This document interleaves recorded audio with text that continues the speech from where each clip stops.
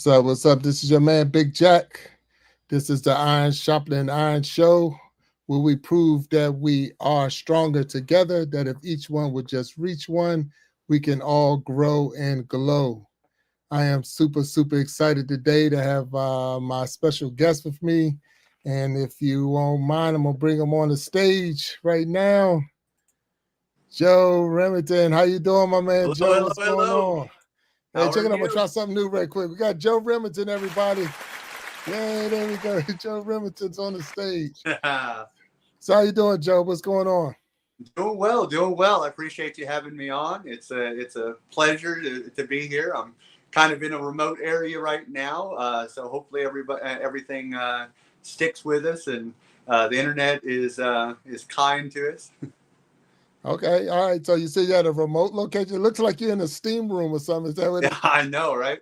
Yeah, is? yeah, yeah. I'm actually in a cabin. I've got some training going on for work, and kind of last minute found out that I was going to be up here, and so didn't want to found make sure that there was supposed to be Wi-Fi, and just pray that God would have mercy on me for being in a remote location, and we could still do this. Well, hey, right now it's sounding good. You sounded perfect, and I'm glad that you were able to be on the Iron Sharpening Iron show. Let me tell you how we break this down. So you're live right now. You know you're live on YouTube, but you're also live on Facebook because I use StreamYard as a streaming platform. So we're All right. live on Facebook. We're live on YouTube at the same time. While we're talking, we're me and you're going to be hashing out your skills and my skills, and that's where the Iron Sharpening Iron come from. Where when this is all said and done, hopefully we both will be a little stronger. What you're going to share with me, and I'm going to share with you, and together we're going to be stronger when this show is over. And Awesome. there's going to be people, and I know you already see it. 'Cause I see your names going up and down in the chat. So people are going to be chatting, and when they come in the chat, and we'll purposely stop and make sure we recognize the people that's there, that's here to support us. But with all that, that's the whole thing. So we're going to relax and enjoy each other for this next couple of minutes that we're talking. So if you don't mind, for those who don't know you, and I know a lot of people know you, I see you around and you got all over different channels, very supportive. But who are you? Who is Joe Remington? Who are you? Well, I am a simple individual. Maybe some will say not so simple individual that that loves God with all my heart, mind, soul, and strength.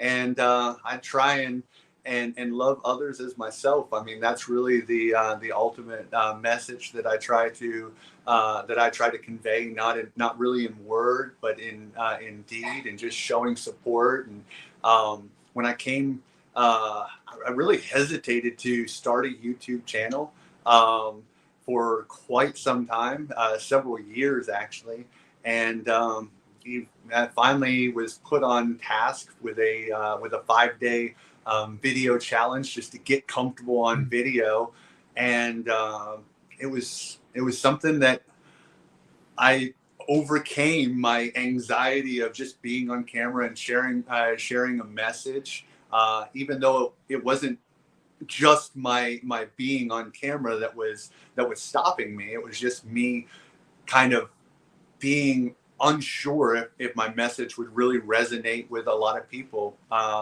But after that 5 day challenge, I decided to post my first video on December 1st of 2024, and the rest is history. We're here.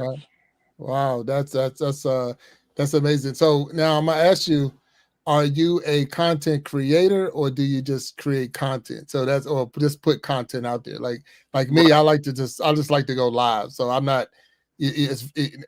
Well, that's a big. I won't say a lie, but I do like to put little different things together. But most of the time, I want to be live. So I don't know if you're saying he's not creating content; he just have content. So that's where I'm more asking. So are you a content creator? I love creating content. Okay. I really do. I like one of the things. I'm just responding really quick.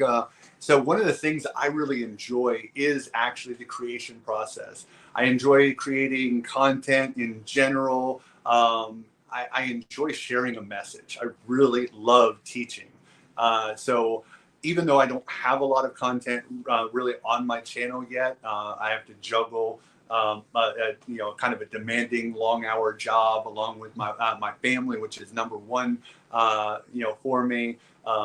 Church life is very central to me. So I don't have as much time as I would really like on creating content. It's one of the things that the power of 24 hours is kind of goes into that whole thing, because I realize so much of the time that we have to be so focused, so laser focused on the time that we have and the time that we share with our loved ones. And so even as much as I love teaching, as much as I love sharing, there's definitely more time that I would like to devote to actually creating videos. Of course, I could go live and just be live all the time, but I don't always want to do that either, because for me, I really enjoy participating in the chat as well as talking. And for me, if I'm gonna try and teach something, if I'm gonna try and share a message, I want to share the message and then be able to engage with everyone that's present. And I think that kind of a balance to that is when Mind Games actually, when Todd actually said, hey, when you upload that next video, why don't you try and do it as a premiere? And I did. One of the things I wasn't aware of was the live chat was actually going to be going on during the premiere. Right. I missed that. Right. And so doing a premiere or doing my videos in a way that I can get my message across and then have the benefit of live chat, to me, I would, even though I enjoy lives, I find that I have a hard time conveying exactly what I want to convey and pay attention to chat without like looking and really paying attention. But then I'm focusing, on the chat and not getting the message I want to. And I think that the time could get so far away from where I need to be with the limited time that that a lot of evenings I try and do. No, and that is so true. So the thing is, and definitely when you have a guest, so you if you're doing a live and you have a guest like we're doing right now, you can lose because you want to stay focused on your guest, and you can lose focus on what's going on in the chat.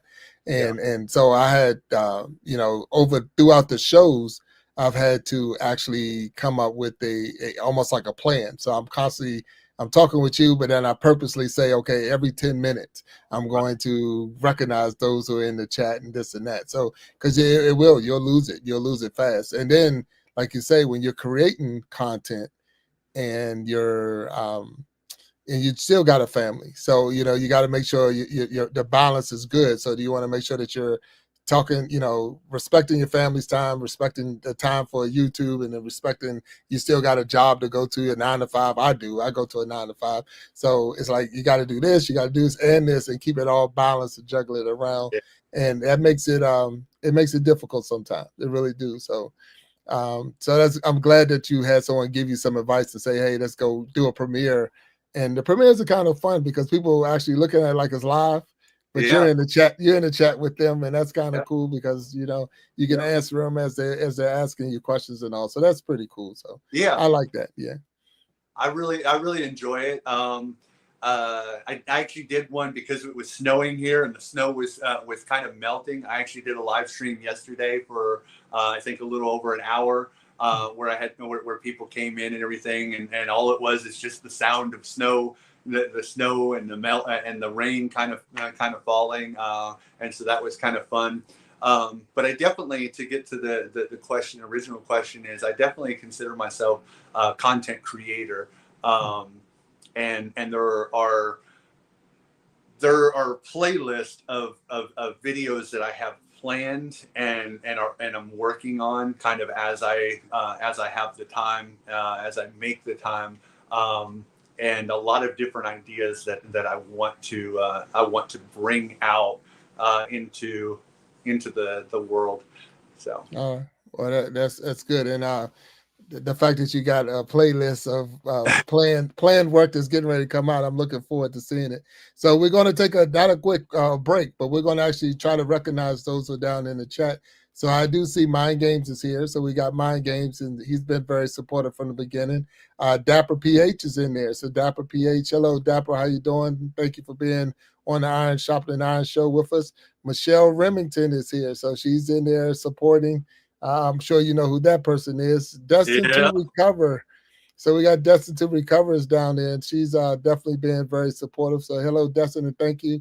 Yeah. I think Anthony My Time is here. So we got Anthony My Time. So thank you, Anthony My Time, for being down here.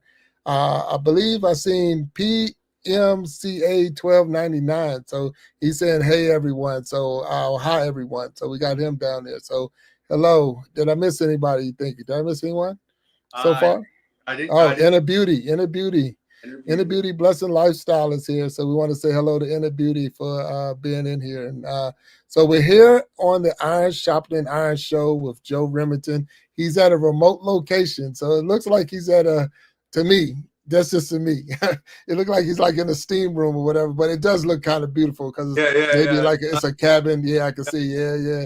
So that's pretty cool that you're out there. And it's funny because when I do go maybe to the mountains or whatever, I like to stay in um, uh, cabin, cabin style homes and things like that, just to feel more like where you're at.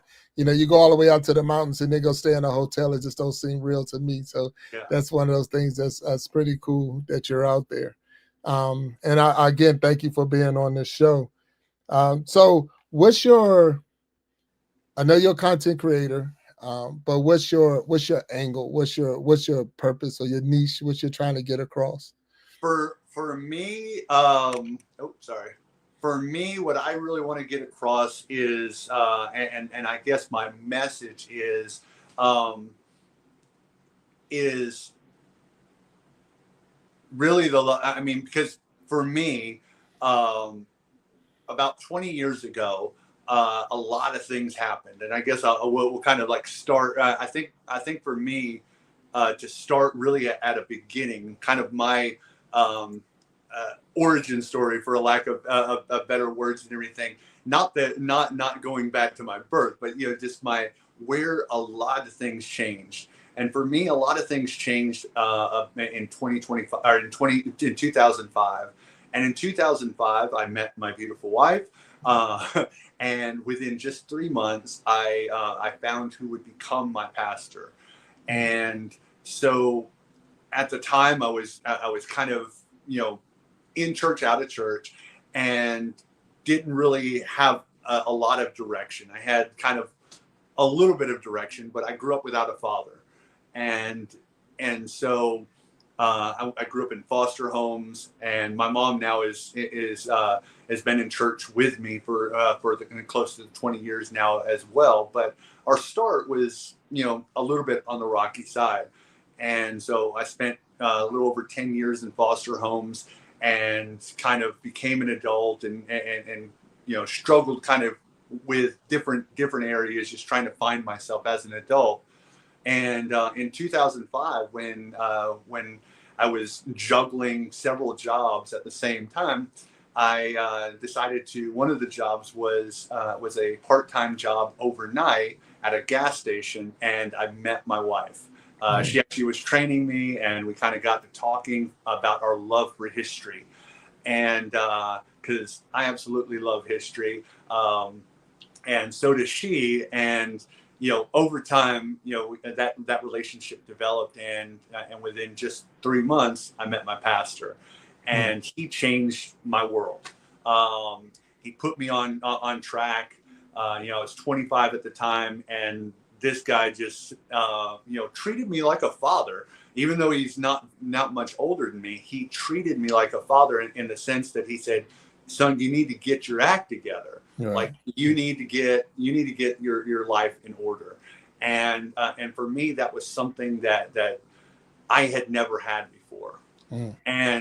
And so once I started going through that process, which was life changing, Interestingly enough, I met my wife, who would become my wife. I met my pastor. I started in the industry that I am currently in around the same time. And my life just really started to snowball in a positive way. Mm. And I became passionate about just loving God. I mean, and just studying the scripture for, and digging in as deep as I could possibly go, and that is where I am today.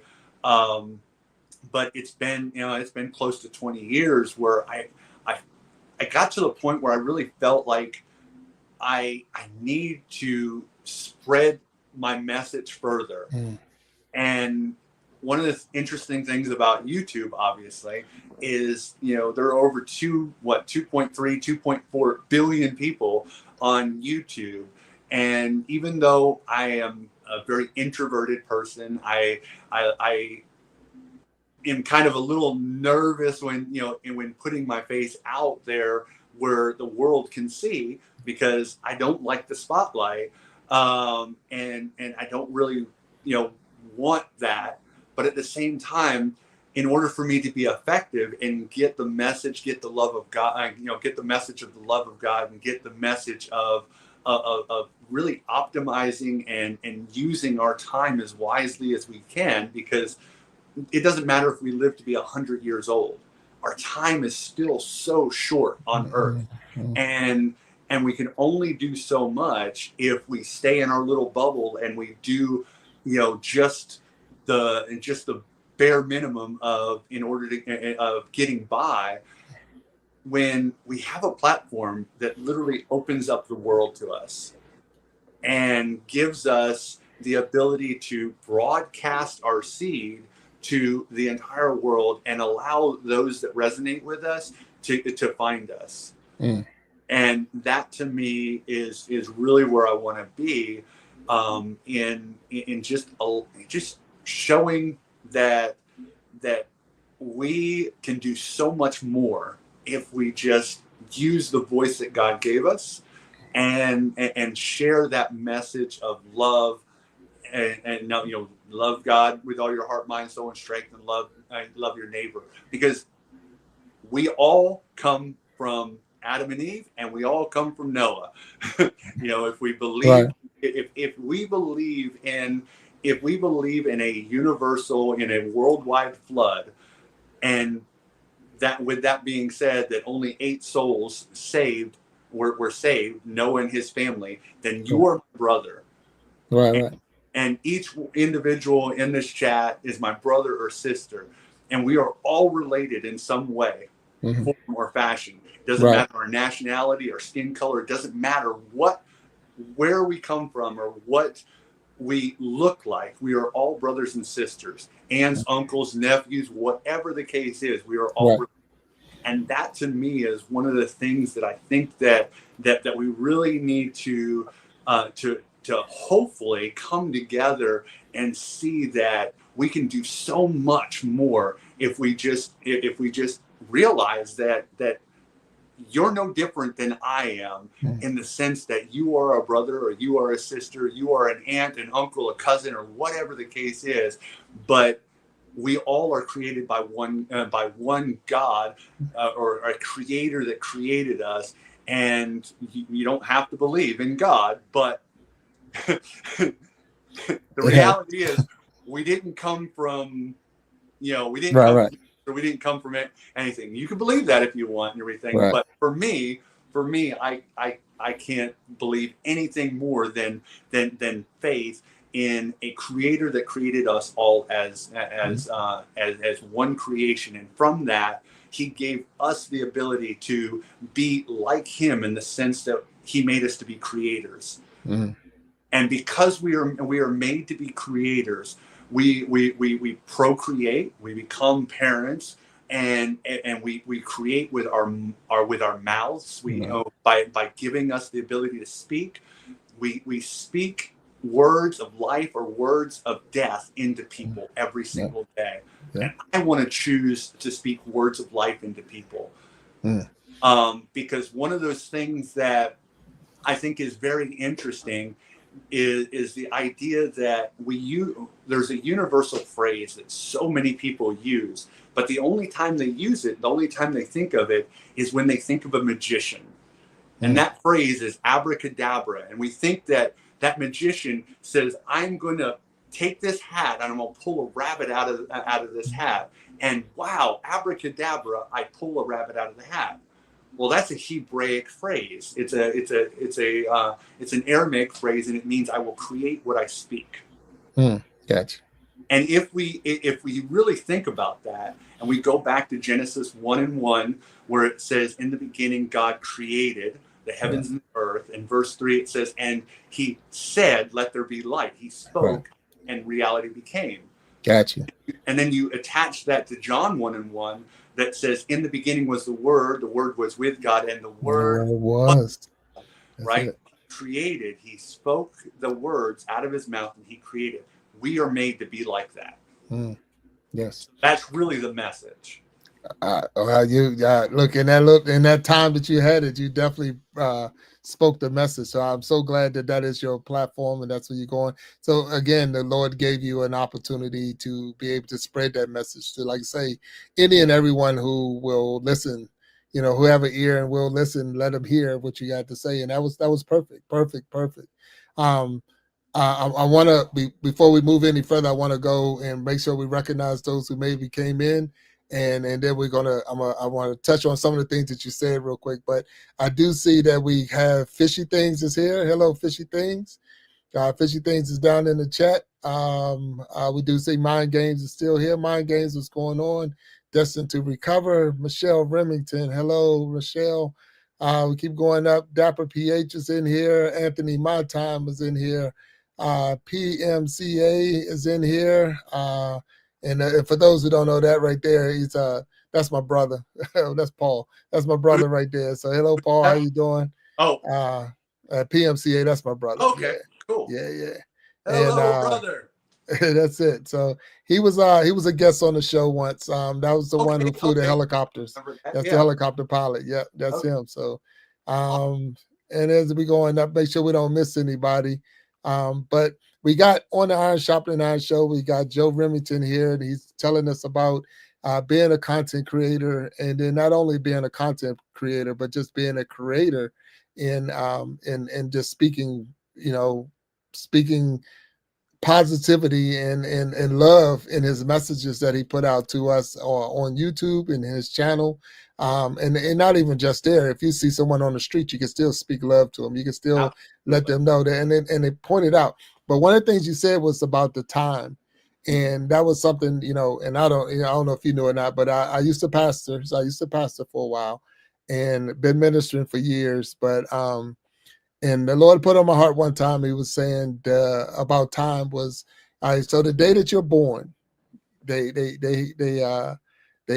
you a date. So that's your date that you were born. Yep. And your tombstone can already be made. They can already make your tombstone because they already have the first part.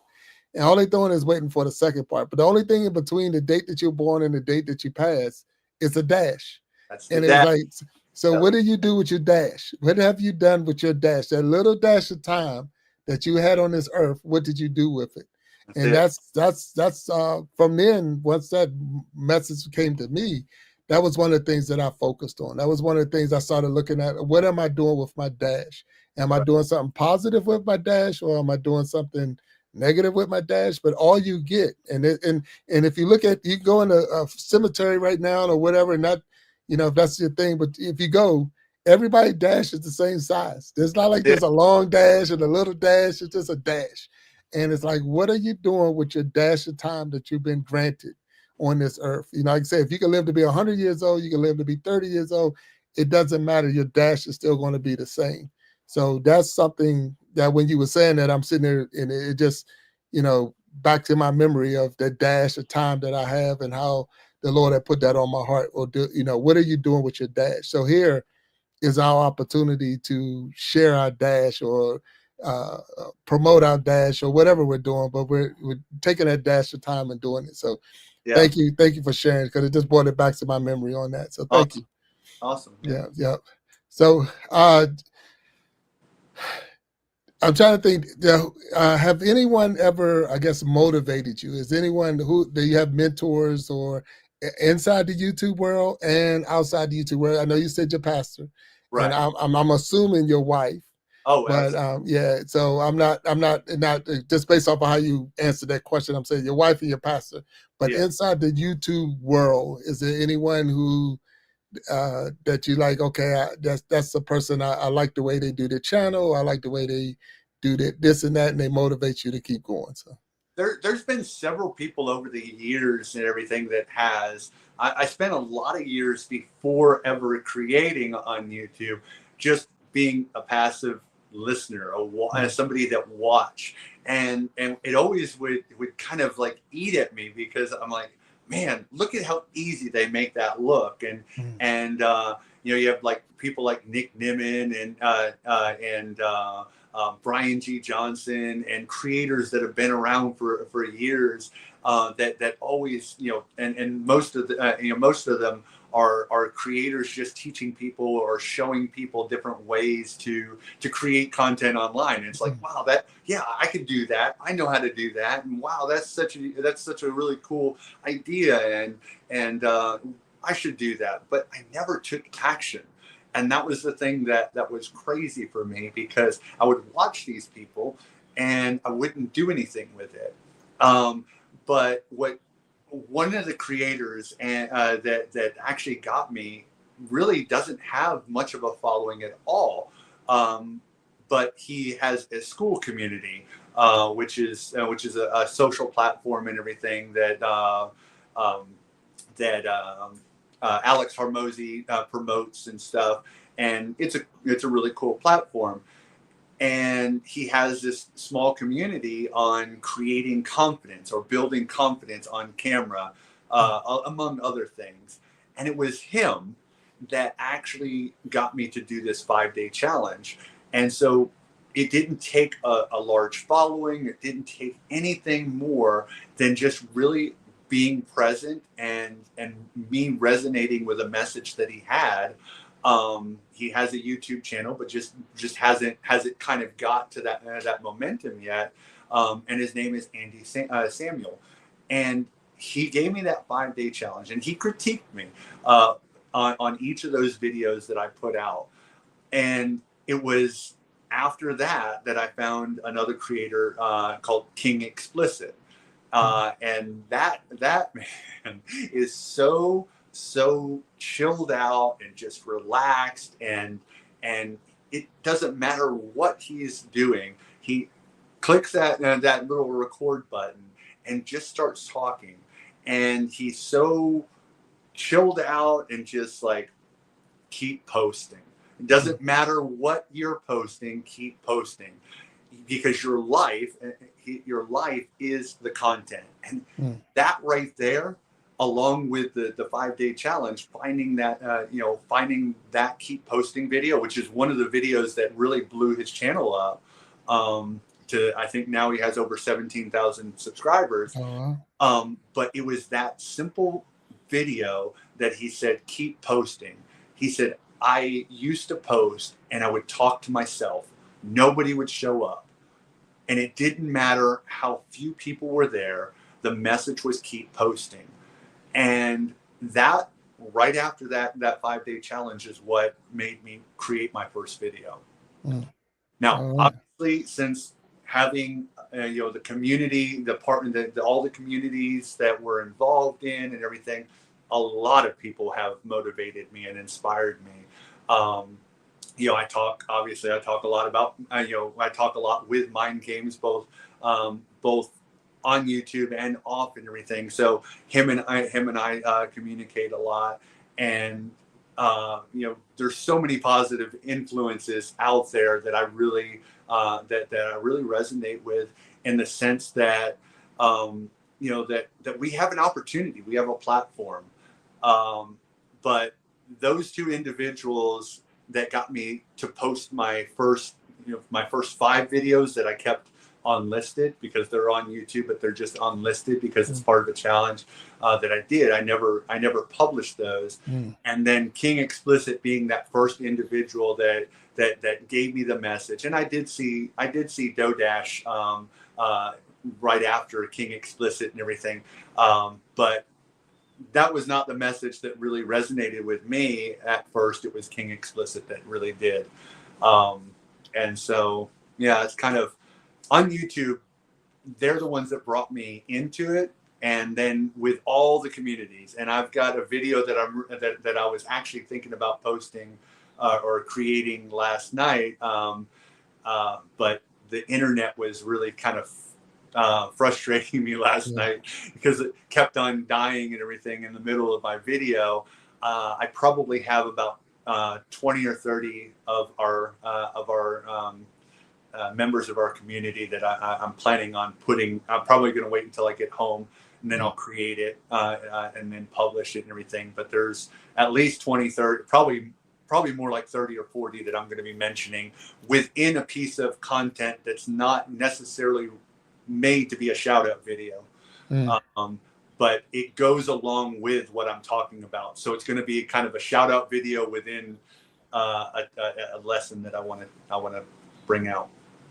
Right. No, that's perfect. And it's always good to have someone that's going to, spark, strike that match. They get that fire lit, they get you moving and all. And I know a lot of people, I mean, you mentioned Dodash as well. It's funny because I've only seen one of her videos and it wasn't the one that everybody talk about.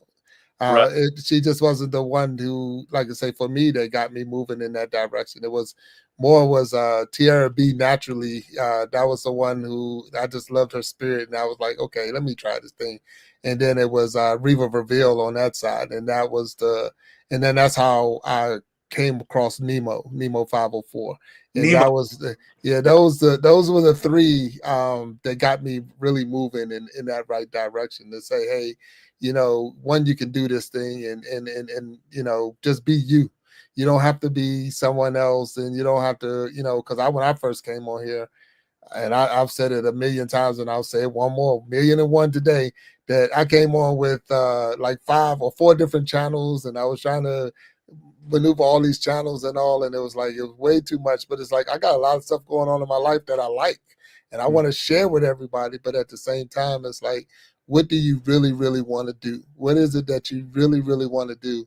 And this is it. This is it right here. Having this conversation with you and being able to recognize people in the chat and things like that. That's what I want to do. That's I would say my angle. That's my my edge, if you want to say. And then it's not just to as you say, like you say, the Lord put a message on your heart and you're sharing your message. Mine was more of lifting other people up, and it's getting you the exposure, letting everybody find out who you are. And that was that iron sharpening iron. That was the whole thing of you and me together. I'm gonna be stronger when I walk out of here, and hopefully you'll be stronger, and together we're gonna grow and glow. So, and that's my whole purpose. So Great message. yeah, it's coming. It's coming. So I appreciate it. I appreciate it. So we're going to recognize those who are down in the chat with you. Yep. I do see Dapper PhD still, and then Destined to Recover, Mind Games, Michelle, Paul is down there, and I don't know. Oh, Fishy Things is here. Joe Remington, of course, he's in the chat, but no, and I know Anthony My Time. And so we're here with Joe Remington. He's in a remote location, and he's been talking to us, and the Lord has definitely been blessing us with this. And I'm just saying, have you crossed any time, and if you don't want to share, don't share, that you wish you could do it over? Like if I had a do-over, is there anything that you like, man, if I could do that again, I would do this? And if not, it's okay, because sometimes you Right. just don't have do-overs. Everything is Yeah, I really try not to focus on things that happened in the past. I think if I really focused on things that I wish I would have done over, I'd probably drive myself crazy. For me, I think the power comes with what we can, with not what we've done in the past, but what we can do in the present and go forward. Um, so no, if I changed anything in life, if I changed anything that I experienced in life, um, my life wouldn't be the same. So Mm, there's nothing, um, nothing at all. Uh, Everything that I've gone through in my life has made me the person that I am today. And if I changed anything, I would be changing where God has been in my life, and I could never say, "Oh, well, God didn't know what He was doing." right. So I could say that there are things that I know I made mistakes on, but even in those mistakes, God has used those mistakes and everything to teach me lessons or to sharpen me, to use the iron Mm, sharpening iron and everything. Those sometimes those mistakes have have been challenges because I made the mistakes and mm, everything. But even in those mistakes, I've become stronger in those mistakes and right. learned what to do and what not to do. And and so if I changed anything in my life, then I would be saying, well, God didn't know what He was doing, Right. or So it's God shouldn't have allowed me to make the mistake. No, I couldn't see it. I couldn't do that. no, and I appreciate your answer on that because that not that it's a trick question because it's not a trick Right, question, but it is definitely a question where I want what I heard is what I want to hear. I mean, definitely this year, I'm more saying I'm be all positive. Stop looking back at the negative. Stop trying to, I wish I did this. I wish I did that. It's just more of, the things that I do or the things that I've been through. It was a reason. There was a reason for it. There was, and that experience that I gained only made me stronger, and so that right there, and I remember when we do these shows, and it's more for it's not just me and it's not just you, but it's anyone that's listening. right, That not to hearken on the negative. Don't hearken on the things that. And I wish I could have, if I could do this again and I could do that again, because again, you'll be altering the plan because right, it is a plan. There's a plan for your life, and you don't know. Every step we take is for a reason. And once you realize, and once you see that mission through, and it's like, oh, that's what it was for. Yeah, that's what it was for right there. And for us to change it in any kind of way, we just messed it. And you don't know who you was going to be a blessing for and who you was going to be a blessing to. So it's good to make that, just walk in faith that everything is happening for a reason. And whatever I went through, it's only to make me bigger and stronger. You know what I'm saying? And that, like that's back to the scripture saying he will put no more in you than you can bear. So nothing that I'm going through is more than what I can take or what I can handle because that's just the God we serve. So I appreciate that. So now, question real quick. Could you tell me a success story, something that you were say, I'm proud that I did this or and any way you want to go with it. So what's the success story? And if we could just anyone you want to go with, successful. well, there's a lot that I'm really proud of. I'm I think I'm proud. For me, I think I'm proud that I had the faith to hold out for 10 years for my daughter. I Mm, think when there was a lot of we went through 2 miscarriages and everything, and a lot of pressure came on us.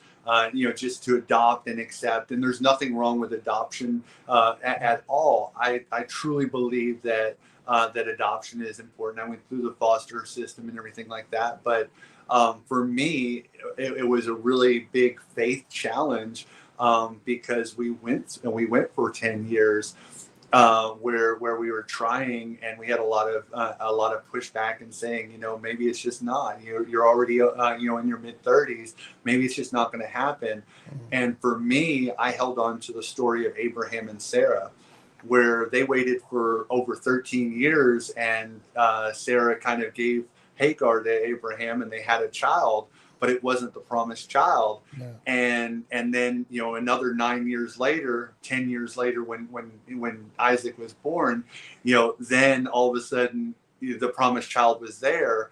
And had they waited for the time that God had allotted, not for the time that they thought, oh, maybe God was just not right, then maybe people would not be arguing and fighting today that are still fighting today. And so for me, a proud moment or a moment of my success really is just waiting on God's timing, Mhm. and that sometimes is hard. Of course, I have the beautiful gift of having my mom and my little brother in church today, because God gave me patience to be able to, despite addiction and other things that happened at the beginning of our journey, that God brought both my mom and my little brother back to Himself, and He used me to be that vessel that one got into church myself. And even when I wasn't in church, I was still being a vessel that God was using in patience, but really allowing me to come into church and really be even more of a witness to them. They have both been in church, my mom for just about 20 years, because she was only about 6 months longer before she came. And the deliverance that God gave her was about 9 months after I got it. Well, excuse me, about 2 years after I got in church, she got in church, and she's been in church ever since. Mhm. My little brother, a similar situation where he went through a lot of the same things I did in foster homes and abuses and different things like that, and he really struggled. But God used me and really helped him kind of come to come to the reality of God and the love of God and the nurturing of God. And so he's been in church now for several years as well. So for me, that's a really big time, a success time, and something that I'm very proud of. Right. With my daughter and everything, obviously, that's huge for me. The success of a marriage of almost 20 years. And then of course, my book, that to me is not anywhere on that level, but it is a proud moment where I got to really be inspired. I was inspired by my daughter in a message that my daughter kind of gave to me at 5 years old. Oh, wow. And that's really a lot of the inspiration behind that, which I can get into that if you want to take it that way. But yeah. Look, and we're here on the Iron Sharpening Iron show. We go any way that the Lord's going to lead us, and I'm gonna be honest with you on that one. And I know that you said it multiple times. So you're talking about your time in foster care. You're talking about that successful marriage. Definitely getting your mom and brother in the church. So all of those are definitely true blessings. That was on my, because I was never in foster care, but I was a foster parent. So those are some of the things that like you say, the again, back to the adventures and the things that you go through, or some of the times the mission that God put you on, or the plan that God has for you in the areas that you things you never thought you would have to do. And I got 4 boys, so it's like, what are you doing? But at the same time, it was something that we thought, as me and my wife, that we needed to do. That there's a lot of with even with our kids, there's other kids that might need someone to help them. So Sure. we've done that, and that so thank you for even sharing that part, because a lot of people won't even bring that up and say that they experience that. But I appreciate you. I'm gonna check the chat real quick, because we say we got I see Nemo 504 is down there. So hello Nemo, how you doing? I see that Resilient Queen is there. Hello Resilient Queen. We're gonna put up. I'm not sure what he's saying. So say, hey everyone, shout out Big Jack and Joe. Watched over 35 hours of content in 3 days. So, Yeah, what's he's up always Nemo? going. He's a mission maker, man. He's out there. He be doing it. I appreciate him. So Resilient Queen, hello, how you doing? And thank you for coming in and sharing this time with us. I see Destined to Recover still. Michelle Remington out there. Dapper PH. We got Mind Games is in there. My brother Paul is out there. Jeremy's Closet is here. So hello, Jeremy. How you doing? And if I'm not mistaken, Anthony, my time. I'm making sure Fishy Things is in there. And everybody that came in right now, we made sure we got their blue jackets. So if you don't know, they got them. I've been trying to make sure we acknowledge them and give them their blue jacket so they can support one another in the channel. If you haven't hit that like button, please hit the like button. We got Joe Remington on here with us from a remote location. He came in and he's sharing with us his life in the YouTube world, content creator. And he did write a book. So we're going to see if I can get it up there. So we're going to talk just a little bit about your book. Um, uh, Let me see if I can get it up there. So sometimes it works, sometimes it don't. So you know how this is. So I'm scrolling through, bam, and see if we can get us up there so we can see your book. So give me a second, please. Boom. All right, so there's the book. All right, this says what? Power of 24 hours, or am I saying it right? Make sure I get it right. Power So with it. 24 hours. Power 24 hours. Okay, so you said your daughter inspired you to write this book at 5 years old. Yes, she did. She did. It started. It started just about a year, a little less than a year prior to that, when we endured a tornado, Mm. and you know, different states we have tornadoes and everything, and this specific tornado hit just a couple miles from home. And the next day, we looked and saw the devastation of many homes that were destroyed and things that happened. And that's a little bit much for a 4 year old. And it was about 3 months later when the same radio, the weather radio that went off for the tornado, she heard the weather radio go off again, but this time it wasn't for a tornado. This time it was for an Amber Alert. Mm. And rather than really not saying anything to her because she was so young, we decided that no, we were going to tell her that um, it's what we call an Amber Alert, and the Amber Alert meant that a little girl that was not much older than her was taken away from her mommy and daddy. And at 4 years old, her first response was, "Let's pray right now, mommy and daddy." Mm. Wow. And of course, that's really moving to a parent, to hear a little child and everything say, "Let's pray." First response, let's pray. And so her mommy got on one side and I got on the other side of her, and we both grabbed her hand. And we didn't start praying. She started praying. Mm. And she prayed her heart out for no less than 10 minutes. God, I pray that you help this little girl and that you bring her back to her mommy and daddy. I pray that you give peace to the mommy and daddy and you help them. I pray that you lock up the bad man that took her. I pray that, and she poured her heart out for 10 minutes, no less than 10 minutes, and just poured her heart out. And we were in tears. And and I could still get emotional about that Mm. because to see the love of a little child and everything, um, to really pray for someone that she didn't know, Mm-hmm. and it was moving. And so about 2 days later, we went to church, and after church, we went to my mom's house for lunch. And the alert came up because we were following the story and everything. Once we found out about it, and the alert came up on my phone, and the little girl was found. Oh wow. And so I got the wonderful privilege of saying, "Hey, baby, the little girl was found. The bad man was put into jail, and everyone is safe, and she's safe, and everything's good." But rather than ending there, this little girl said, "What are we going to do about the boys and girls that don't get rescued?"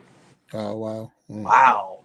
Yeah. Yeah, yeah, put me on task, right? Mm. As a father and everything, to hear your child say, "Wow, that's amazing," and she ran running back and forth, throughout the house and everything, really excited, and that the little girl was found. But her next question was, "What are we going to do about the boys and girls that don't get Mm. saved, Right. that Right. don't get rescued?" And that was humbling, and that was really something that I'm like, man, what are we going to do? And we tried a couple of different things. We found out about Operation Underground Railroad, which is an organization that the movie uh, wow, it just escaped me. It was Sound of Freedom. Mm. The movie Sound of Freedom is a movie about human trafficking, and the creator of Operation Underground Railroad is who that movie is about. And so we wanted to raise money and bring awareness to that very important subject. And it's such a terrible thing that happens. Hundreds of thousands of children and women go missing every single year. More than that, really, but at a minimum, hundreds of thousands of children and women go missing because of that terrible sickness that people feel the need to traffic and to abuse people in horrendous ways. And with that, I realized that I can't on my own be someone that is okay. If I can give a few dollars to an organization myself, but if I can do something that brings awareness to that topic and to other topics that I feel are very important, then I need a way to do that. And that's where the idea of the power of 24 hours and what we can do with the 24 hours that we have really came to my mind as an idea. One, we only have 24 hours in a day. And if we can at least maximize that, that's not going to really do enough if it's just for ourselves, if it's just for our families. But if we can at least optimize our time and we can make good use of our time, then maybe we can use that time that we're now saving and we're optimizing. We can do it and we can use it in a way that is going to be to where we can focus on other things that are important, like bringing awareness. And of course, that's where YouTube also came about. One, the book, and the idea behind the book is one to find ways to optimize your time. But I also know that with optimizing your time, most of it is in the mind. Mm-hmm. We all know what to do, but oftentimes we don't do it. And so I love psychology and the study of the human mind, what makes us do the things that we do, why we do the things. And so after each chapter, I put in kind of a reader-centric hero's journey style adventure that really taps into the psychological things that we deal with, like procrastination, self-doubt, laziness, and all of these things that go on in our mind, and how we can defeat the things that are going on, the inner voices that are going on in our minds, and actually have have victory over them, and realize that the things that we say in our minds, oftentimes the self-limiting beliefs that we have are not reality, because our minds are so much more powerful than those limiting beliefs that we have. Within each of the adventures, I try to attack those limiting beliefs and then bring an epiphany to the reader from the reader's perspective. Wow, yeah, that's cool. So, how could I find the book? Where would I have to go to get the book? Amazon.com, Power of 24 Hours. It's there. So it's on Amazon.com. Okay. All right. So we heard it. We heard it from Joe Remington. He said to go on Amazon.com, and I'm gonna put the book back up. So for those who didn't get a chance to see it real quick, we'll put that book back up. So there it is right there, The Power of 24 Hours by Joe Remington, inspired by his 5-year-old daughter at the time. And we have the book. So go on Amazon.com, and this is not a promo for the book, but we're going to support Joe, and definitely it's intriguing. I want to get it, so I'm definitely going to be one of those people that go on there and pick this book up so that I can learn a little bit more. And like I say, it say turn every hour into your greatest hour, and that's back to what I was saying with the dash. What are you doing with your dash? So that we know we broke our day down into 24 hours, and what are you doing with every hour and making it making it great, because some hours are designed just to make you strong enough so that you can go to the next hour. So that's why I say it's important to get rest and all those other things. So I'm almost hoping that when I read it, that some of that's going to come up in the book itself. So yeah, so we're gonna real quick, Joe. We're gonna go down and make sure we hit everybody that's in the comment section. So Resilient Queen still down there, and thank you, Resilient Queen. Mind Games is still here. Hello, Mind Games, and thank you for being here on the Iron Sharpening Iron Show. Uh, we going up and see if I hit anybody else. A lot of chat going on down there. Nemo 504, and Nemo said he didn't hit everybody's in 35 hours of watching content. So thank you, Nemo, for supporting everybody. Nemo has definitely been doing a great job with that. Going through some more. Who we got? Jeremy's Closet in here. Thank you, Jeremy. Dapper PH was in here. I know PMCA 1299 is here. Fishy Things is here. And we keep going up. Did we say Dapper already? Yes, we did. Anthony My Time. We'll see him. Michelle Remington in here. Hello, Michelle, and thank you. And if I missed anybody, I'm hoping I didn't. Joe, did I miss anybody? Did you see I I don't missed? I don't think so. I'm looking. I think. Yep, you heard correct. Well, Procrastination is part of the subject matter. Mind games. yeah. So Brother. DBC Aquatics has just showed up. So I see DBC. I don't know if he just showed up, but he just commented so I could see it. So Yeah. matter of fact, there was a question that came up on. Let's see if I'm putting it up on the screen. Yes, book is both hardcover and soft cover, very affordable. So Resilient Queen, thank you for sharing that information for us. Even And that's the one you tucked right there. Procrastination is part of the subject matter. LOL. So he's laughing at it, but it is true, 400%. Yeah. So as a content creator, that's one of our probably biggest issues. Is I know I should do it, but I do it tomorrow. Like wait a minute, do it today. that's the video that I wanted to create last night and everything. In there, I talk about that there are two of my best uploads happened because I didn't want to post, and then I was encouraged to post. One of them was, "Hey, you need to post tonight. I don't care if it's late. Post tonight." And I was not wanting to post that night, and because of that message, I was like, "Okay, fine. I'm going to post tonight," and I did, and it wound up being one of my best uploads. And then a second time, I was the 40 with this long video that I created that where I was reading parts of my book, and I was getting frustrated because of how long it was taking to upload, and that's when I was encouraged to try again, be patient, try again, and release it as a premiere, and it wound up being one of my best videos.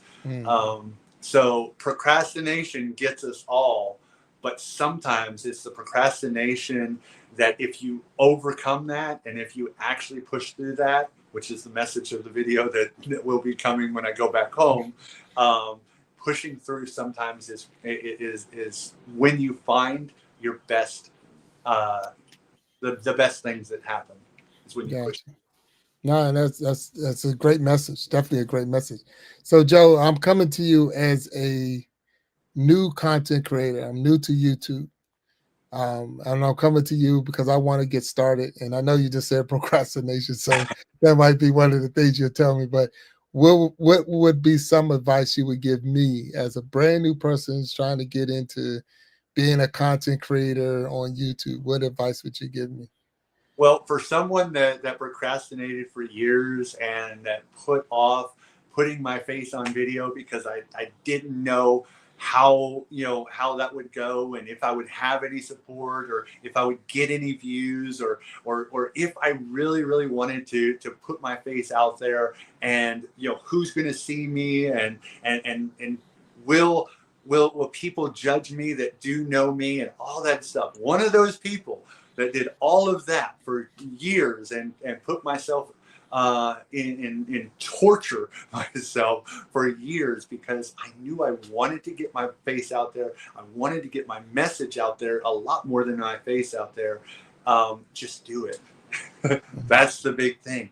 Just like what encouraged me, I hope encourages others, and that's just to post, to put your hit that little record button, put your message out there, just start talking to the camera and publish it and see what happens, because that's the worst thing that could happen. Your video doesn't get any views, and rather than thinking, oh, I'm a terrible failure, no, you're not a failure. Nobody knows you yet. Post another one. And if you still don't get views, post another one. And eventually, and then start communicating with people that are also doing the same thing. Because community, right? Mind Games talks about it a lot. Made a lot with it. Him and I talk about it. You know, unity, there is unity in the community if you actually relate and talk to people and engage with people and are supportive. People are going to support you as well. And so I actually found one of the things that I found really early, because after King Explicit and everything, I found Nemo really quickly afterwards. And of course, with the community that Nemo's built up and brought, that's kind of the web that just started to spread out. And I met everybody else from those two really those two creators. I still interact with King Explicit. I still interact with Nemo and everybody that's come through those channels. And of course, channels whenever we get into the Philippines. You know, the Philippines is a whole different vein of creators and everything that I found through Mind Games, through Todd, and you know, the amount of support that is in the Filipino community with Dapper PH and Roxy's and Boholana in Norway and all of those many creators and everything. Again, it's just getting out there and being a part of different communities. The biggest thing is just to post and interact. And if you have a message to share, just do it. Don't be afraid. That's the biggest thing I've learned. Okay. Well, I appreciate it. Now, as a new content creator, I'm going to take that to heart. So this is the Iron Sharpening Iron show.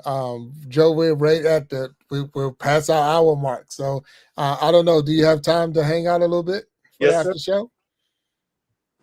Yes, sir.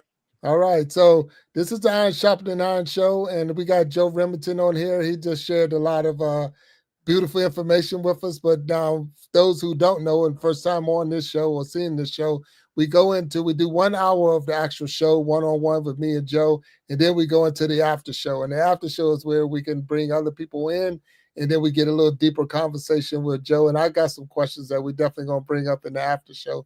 So, but before we go real quick, we got I see that Oso Ravishing is in the house. So there's Oso Ravishing. How you doing? And thank you for coming on out here. Is it Desi? Is that, make sure I get it right? Is that DZ? Am I saying it right? Am I saying Desi? I think yes. Yeah. I'm hoping I'm getting it right. And if I don't, so I'm just saying that. So I'm hoping I get that right. So I'm not the best with. She said yes. So we were there. All right. Congrats. Thank you. But thank you for being here on our Iron Sharpening Iron show. So we're going to take a small break. I'm going to show a little commercial. Been working on my commercials, so I'm trying to get better with them. So I've been working on some of these commercials, and then we're going to go straight into the after show. There's some people that I've already gave links to or sent links to that's going to be on the after show. So Joe, if you can bear with me just a little bit. And those are standing by, do not go anywhere. What'd you say? I'm going to communicate in chat. Oh, yeah, there you go. So here come one of the commercials. You tell me about it once we finish. So go on to the commercial.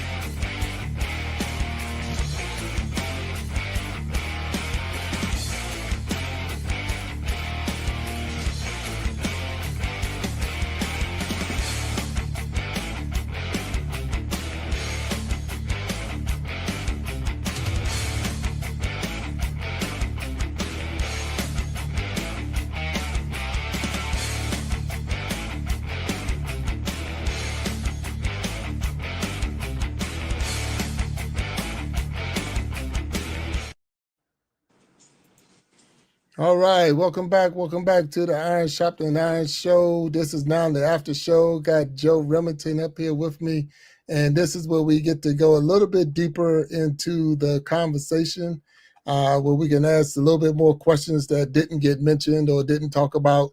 And there's some people out there that do have the link, and I'm gonna actually get the link for anyone else who might want to come up in here with us.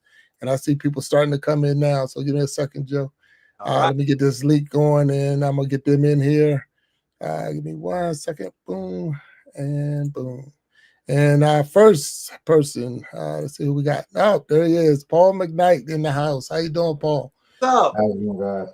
Yeah. So now, Paul, again, we mentioned that is my brother. That's my little brother. But anyway, I don't how you say little doing? brother. He's a grown man. But anyway, he is my brother. So welcome to the Iron Sharpening Iron, Paul. We got How Joe you doing? Remington here. I don't know if you had the opportunity to hear the show, and if you did, do you have any questions, anything you want to share, or even talk about with them? No, I really appreciated his story about how he got started. Right now, I mean the whole thing, the adventure, and I'm more like I say the how we got started and your motivation and how God definitely had led you to put your channel and going over, like I say, we all I think face that same um the issue of uh not feeling we're good enough to be on here. I think a lot of us believe you got to be a movie star or something. I'm not a star. I'm not a good speaker. I'm not this. I'm not that. And really, it's almost the same words that I believe Moses might have said too. Like, hey, why you got Yeah, me? Why you pick me, Lord? Why me? Because I can't do none of that stuff. So to have somebody be able to, say you picked you for a reason, and why we picked, why were you picked? yeah, And that was a blessing just to hear you mention that. yes, sir.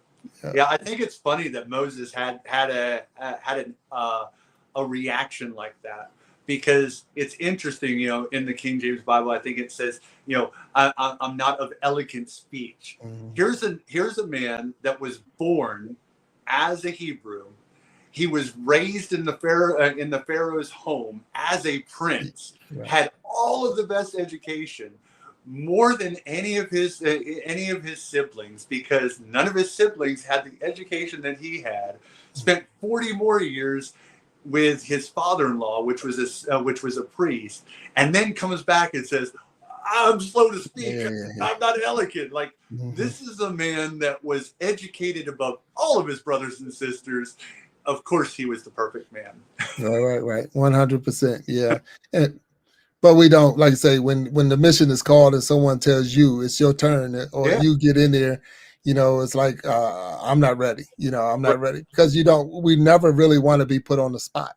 We never really want to be put in a position of, and a lot of us just don't want to fail, and Right. that's some of our biggest issues that I just don't want to. I don't want to be the one. Like I played football a couple of times in my life, so just so and they call my number. So you're in the huddle and they say, all right, here we go. We need this 1 yard, and they call your number. Okay, it's going to be a 22 dive, and they're giving you the ball. And now it's like, whoa, wait a minute. The win or lose, or the game is riding on this right here. Get the 1 yard or don't get the 1 yard. But it's like that's a lot of pressure, that even as a content creator, that we can actually come in here and say, I put it on there, and we do rely on how many views and how many watch hours and how many likes we get and things like that. And it's like, so I can't base my success off of based off of what other people's reaction is going to be. And that's one of the things I have to learn. I still have to learn. I still look and see if I got 1,000 or if I got 99 or 999, like where did that one person go? And I got to get past that thing. And that's an internal thing that I got to work on. So, but I'm working on it. I'm getting better. For sure. So I wanted to talk to you about your book. I mean, real quick, I want how difficult was it to actually get a book published and get it on Amazon and all of that? What was the process? The amount, it's so easy to publish now. Mm, Like, they're almost too easy. And that's not like, it's so easy because really there's all of the gatekeepers and and all of the middle things that once were, the publishers, the editor, all the, you have to have, kind of like in the music industry, you have to have a label. You don't have to have anything.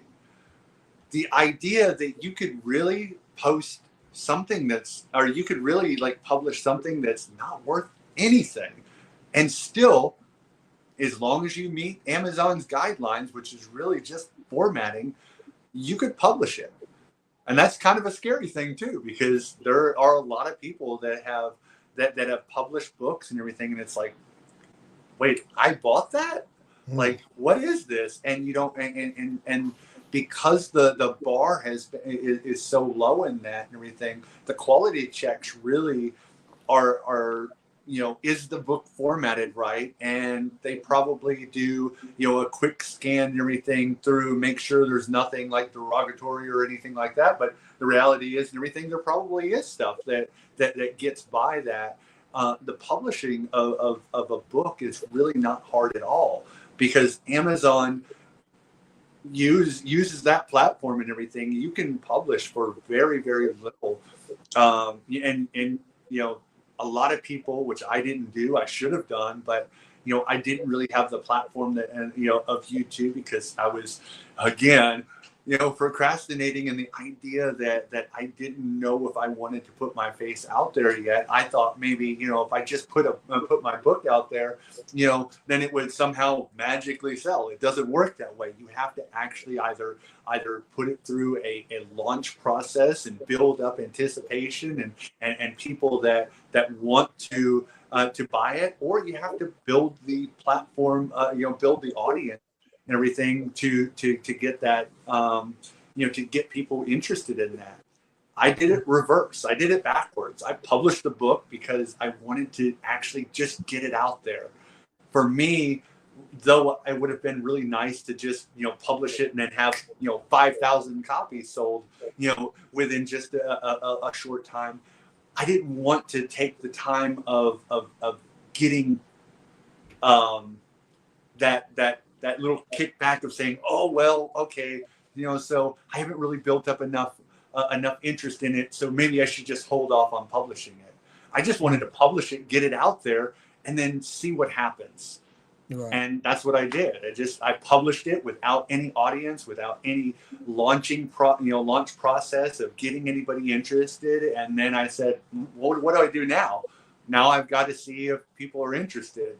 Maybe I should have done that first, but for me, it was like, okay, well, now that I have it published, I need a platform. I need some way to be able to share my message and see if people are interested in it.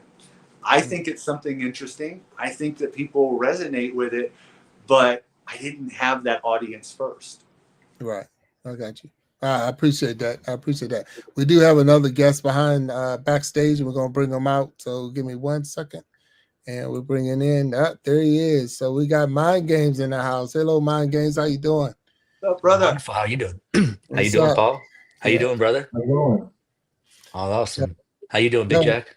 Oh, I'm doing great. It's good to hear. Thank you for being on the Sharpening Iron after show. We got Joe Remington as the guest today, and Paul McKnight is down there in the bottom, well, I guess right corner. Are we talking to the Apache pilot?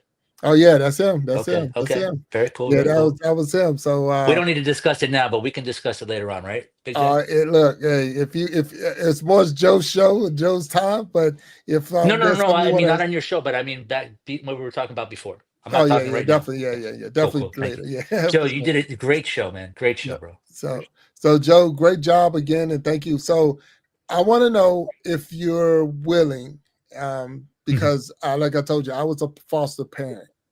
And there was always something I always wanted to touch on or talk about.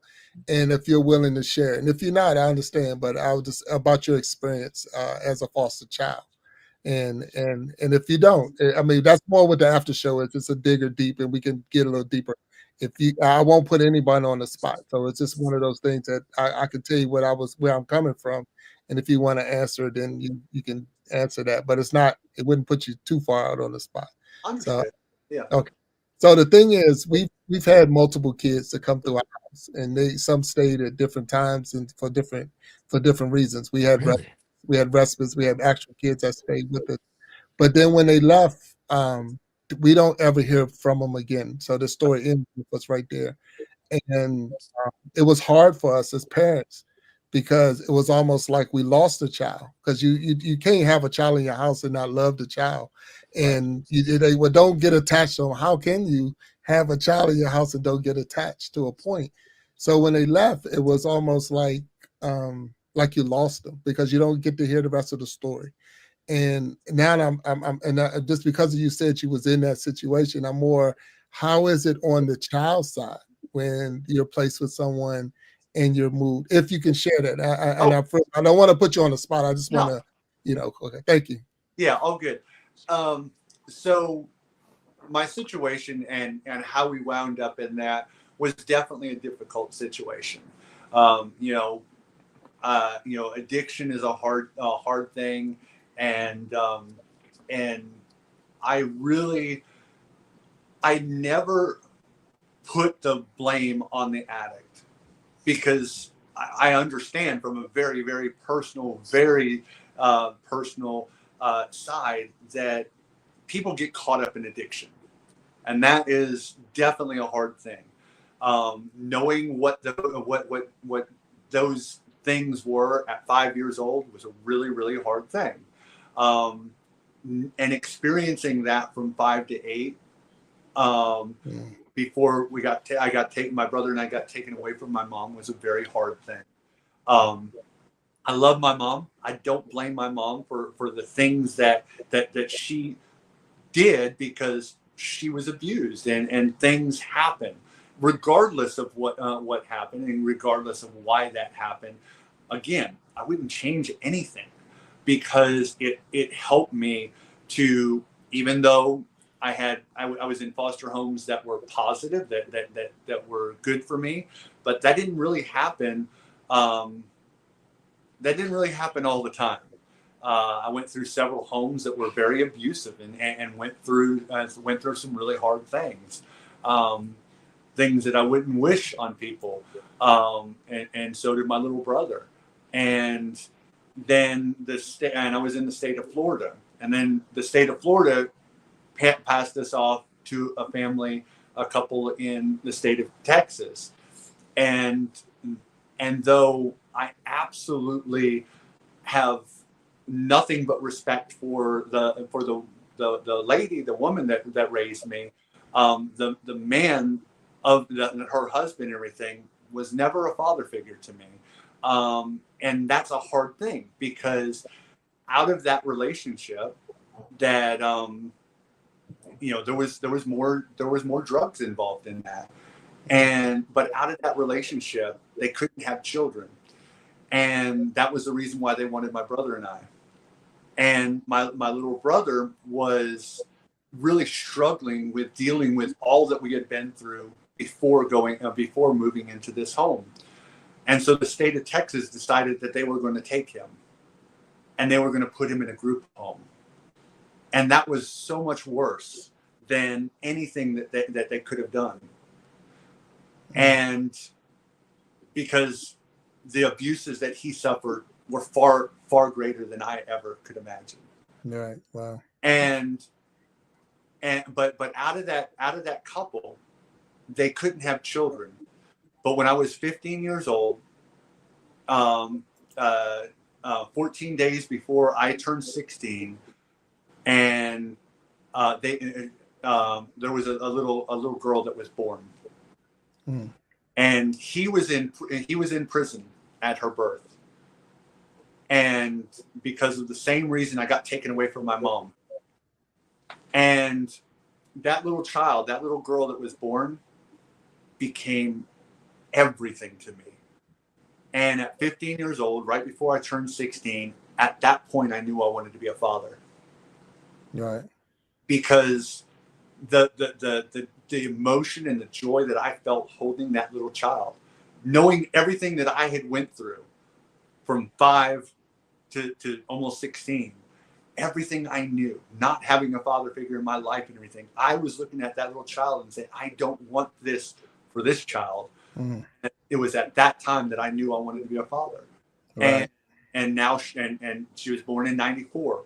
So she's getting ready this year, going to be 31 years old. Oh, And, wow. and she is so precious to me. And you know, we went through several years where I wasn't in her life because, you know, of everything that I was dealing with as a young adult and leaving that home. And you know, shortly after I left, and then I came back for a little while. When I left her at 6 years old, well, her father wound up getting out of jail, getting out of prison, and died.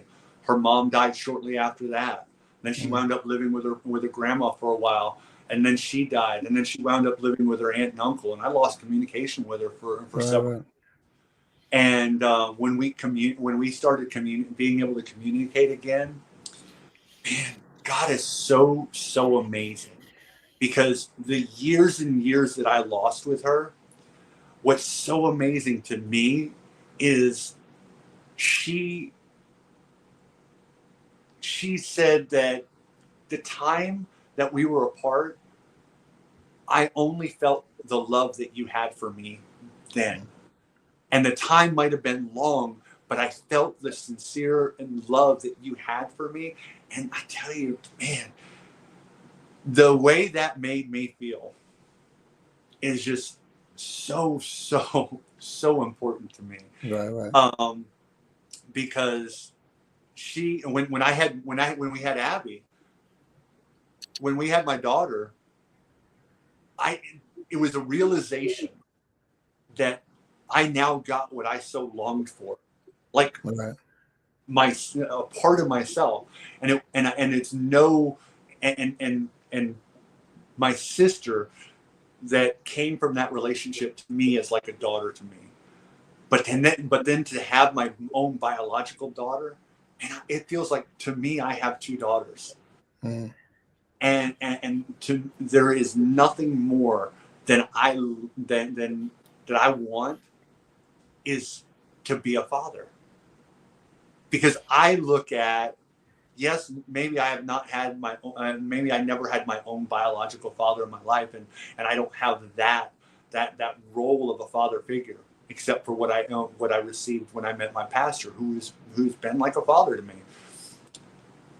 I always, from childhood, from before I can remember, I've always felt the presence of God in my life, and that is my role model. There's nobody else I can turn to as a role model of father. Of course, my pastor, I hold him to that.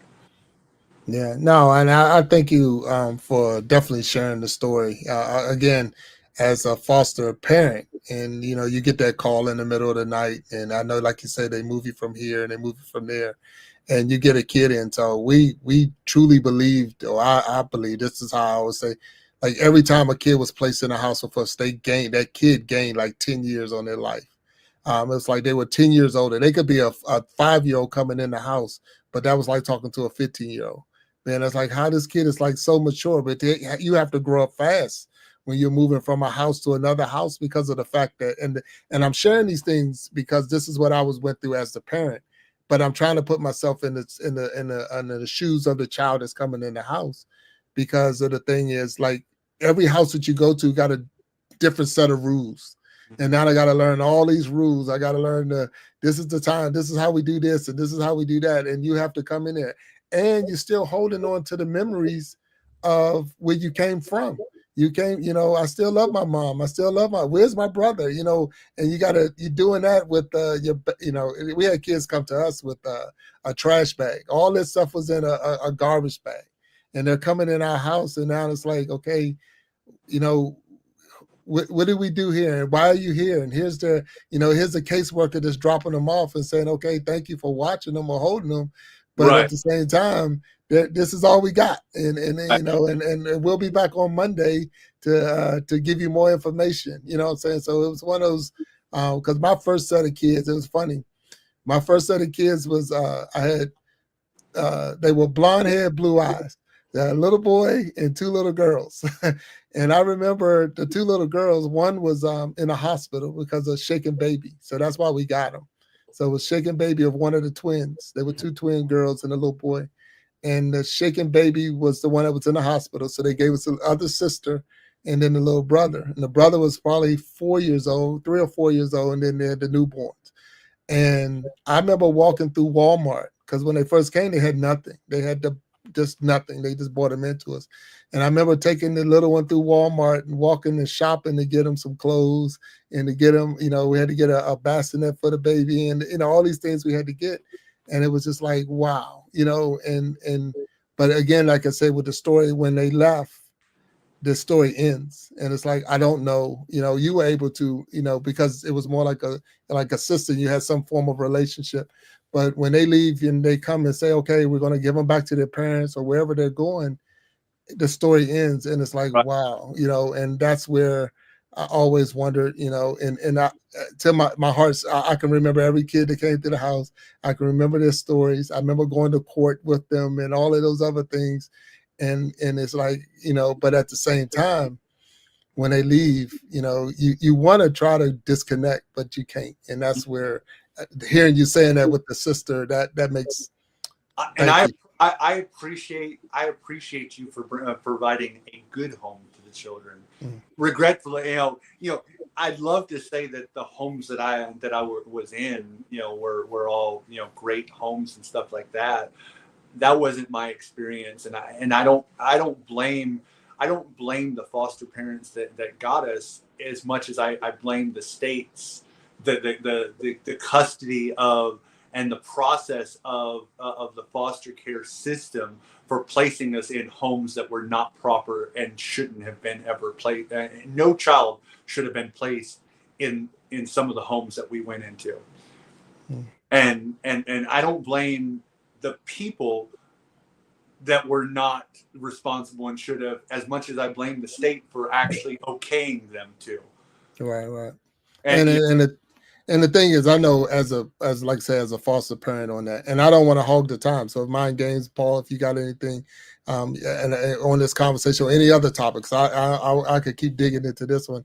And Joe, thank you for sharing. I mean, again, if anytime you feel uncomfortable, we can stop. But I remember the process. So to be a foster parent, I had to go through class. I had to take tests. I had to go background checks. I had to, it was a lot of stuff that we went through. And it was funny because we were parents. So we had our own kids. And we was like, to have a kid, all you needed was sex. But to be a foster parent, you got to go through classes. You got to go through this. You got to go through that. And I was like, wait a minute. The parents, some of these parents, because the only reason we're foster kids, because some of these parents have done a real bad job, they need to go through class. They need to go through the classes that we went through so they can see what it takes. But with all of that being said, you're right. And you put on your best behavior when this caseworker comes to your house and you put on that show and you make sure it's clean and everything's hidden and you're in your best behavior and all of those things. But as soon as they walk out that door, now the kid is, like I say, and everybody, especially when you're dealing with a married couple, and I just want to share this, and not just because one wants to be a foster parent, don't mean that the other one wants to be a foster parent. But they both put on the show for the caseworker. But once they walk out that door, you know what I'm saying? Well, this your kid. It's no, that's your, you take care of them. I don't have nothing to do with them. And that's the unbalance of the relationship. Because that kid comes in and they're looking for a stable place, a safe place, and they're looking at you as the person that's going to give me that safety and that security and even help me. Like say, we help kids learn to tie their shoes and do their first this and their first that's. And when you start doing those things, it's like, wow, you're experiencing things that just the parents should be experiencing, the mom should be, and it's very difficult.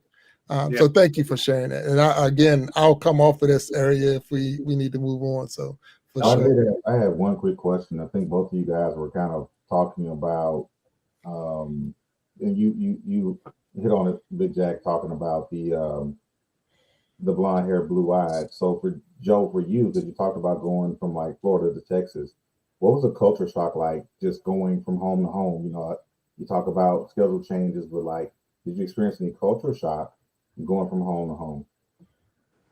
Yeah, for me, it's really kind of crazy and everything because, and one of the things that I think is interesting, like from your perspective as a loving home, as parents and everything like that. What's interesting is two of the homes. What's up, man? One of the homes was a single mom who had two children, and typically between 6 and 7, maybe even, well, most of the time, 5 to 6 children, and she's only a single mom. Mm. And she had favoritism toward her two children. Right, of course, yeah. And you think, like, how is this a good thing? And how did the state think that this was a good thing? Because the things that we experienced there. So, and then another home that I was in was a single lady that had raised like 80 plus children over her life, and she was in her 80s at the time. But again, she's a single woman, and she's trying to raise a few children. When we went from Florida to Texas, one of the positive things was it was actually a mother and a father, right? A married couple, a union that was made, and both my brother and I were really encouraged by that because everything on the surface seemed really good.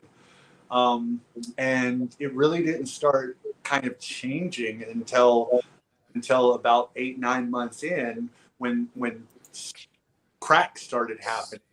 And at 11 years old, I started seeing cracks cracks in the system because of what I experienced when I was 5 years old. And I started seeing things that were like, this doesn't make sense. Why is this happening? And then I wound up being a part of that, where I would go on trips with the father figure and everything. When in reality, I was only going so that he can do his thing, and I was there to be his little buddy that would have his back. And that happened until I had something pointed to the back of my head and saying, your dad owes me money. And it's like, he's not my dad and I have no money. Wow. And then things really started crumbling, and things really started falling apart from there. But the mother, I consider her like a mother figure to me, because she was like a rock. I mean, she really held things together through a lot of tough times. And I spent almost 8 years, about 7 years in that home, and most of it was her. And then of course she had her that little girl, and she was raising her with her, and we wound up moving with her, with her mom, moving into her mom's house. So it was her mom, and this little girl, and myself. And for me, that was, had I not had that little girl be born, I probably would have dropped out of high school. And had I not found ROTC in my junior year, I probably would have dropped out of high school. But I changed schools in between my sophomore and junior year, and between that and that little girl being born, really are the two things that helped me get through college, get through high school. High school, yeah. No, this is Iron Sharpening Iron after show. I got Joe Remington as a guest, and I know we put him on a hot seat over here. So, and I truly thank you for sharing that with me, because it allowed me to get a little bit more. I would say it doesn't put an end to the story, because again, you still don't know how those kids and what happens to them, and you try not to chase them and follow them and stalk them and things like that. But you are concerned with them. You did mention a lot of other things. You mentioned your book. And is there anything that you wanted, I guess, a deeper dive in the book and things that we might want to know, and and we're going to go purchase the book. And what else should we get out of from Amazon.com that's going to help us, buy your book? What else would you share to me right now? For me, what I really hope people get out of the book is I tried to make it consumable in the idea that in every chapter there's kind of like a framework and everything. Like, for instance, the first chapter is about a morning routine. So I call it the rise framework, where you do revitalize, infuse, strategize, and execute and everything. But the frameworks are only there just to kind of give a framework. But in reality, like, a lot of times we know what to do, but having a framework to do it, having something that's easy to remember and a framework to do it kind of helps the process. It helps give us something that we can kind of grab onto and say, I really can do this. But again, a lot of times we know what to do. And so in creating the adventures are really the thing that I think that I'm hoping that really kind of brings the whole thing together, because I try to, in each of those adventures, I try to really make it reader centric, kind of like from the reader's perspective, things that I've dealt with myself and that I have to deal with myself, those inner thoughts and those things that really get us and prevent us from taking action and doing the things that we want to. And then to create a bridge by the end of each of those adventures, to create a bridge from what we know we should do to why we should do it, and then to tap into the mindset, the why we should do it, to encourage us and motivate us and inspire us to do what we really know we should do, but just kind of get stuck in those inner thoughts of procrastination, self-doubt, laziness, and everything else that goes along with that. I really hope that people get from the book the idea or the inspiration, the tools that they need in the mind to be able to move forward and do the things, optimize, and really see the power of the 24 hours that we have. All right. Wow. Well, I appreciate it. And thank you. So we know we can go on Amazon.com and we can purchase that book, and I'll put it back up before this show is over. Right now, we can go back and we want to check in and see all of the people that's in the chat now. I see Sharon Jackson is down there. So, Joe, if you don't know who that is, that's my mom. So I got my mom down there. So we got DBC Aquatics. He's there. Hello. DBC, the Heavy Hitters Band is here. So if you don't know who that is, that's my son. So matter of fact, the whole band is not my son, but he is one of the members of the band. So Destined to Recover is in there. Of course, Mind Games is hip on the stage with us. Also Ravishing was here and is still here. Hello, so MCK Paranormals. Is that Yeah, right? Morgan. But yeah, yep. Morgan, yeah, how you doing? I'm making sure, I told y'all before, if you haven't, I'm colorblind. So when they get their jackets, it really messes me up because now I can't see really? the thing. Yeah, you don't see them? I can see, but it's hard to read who it is because of the colors blend together. Oh, the black with the what color are you seeing? You see it on blue, white or seeing it on black? They get a blue jacket. They get a blue jacket. No, I know, but do you see it on white or black? It's blue. Oh, you can't tell? No, I'm saying the background. The black. It's black. It's black. It's black. Okay, mine's black too. Okay. Yeah. So Michelle Remington, I'm hoping she's still here and supporting. Let's see who else is in. Joe, Nemo was here before, right? Huh? Nemo was here before, right? Nemo was here. Nemo 504, and he still might be here. Dapper PH was here, and he might say Niecy Jackson was here or still is here. So Michelle Remington is in here. I think we'll say her name. Anthony My Time was here. So we just want to make sure we recognize everyone and anyone who has come through. I've been trying to put their different posts up when they actually put things in. We got Joe Remington here on the Iron Sharpening the Iron after show. And I don't want to hog this time. I really don't want to hog this time. I know Mind Games is here. I know Paul is here. If there's anything that y'all want to talk with Joe about that you heard during the first hour and that y'all want to maybe get a little deeper with, so that he can share his experience with you. Because again, it's still iron sharpening iron, so you could get stronger too. So this is your opportunity to build and grow a little bit. So if it's something that you have, please put it out. You know what I feel like? Chris Farley in that ninja movie. Like, all like, he's antsy right now to want to ask the question, but he can't ask the question yet, so he's trying to be silent. Well, don't be So silent. no, I know. I just don't want to interrupt. I want to give this space, because Joe has a very important story to share. And a lot of people don't know it. Um, and he does share with me, because we do talks outside of, just communication on comments. Um, and it's a powerful story. The story of life in some people, resonates with a lot of people. It's about delivery. And like, I've talked to you about this, I've talked to Joe about this. My delivery is not the best delivery. My delivery is a little brash a lot of the times. It's just upfront. Even like with the way that I entered here. It's just the way that I am. I don't mean any harm with it, but at the same time, that's just who I am.